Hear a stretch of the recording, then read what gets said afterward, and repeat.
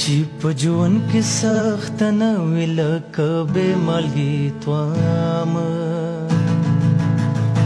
چې په ژوند کې سخت نه وي لکه بې مالګې توامه چې په خوله کې خندا نه وي لکه ډک د زهر جامه ژوند که تشویر نه سټل شي دا خوس په هم شي سټل که تش نسل زیاتول وي دا غواړي هم شي کولی ژوند خېټه نه ماڼۍ وي نه ډېری د سرو لالونو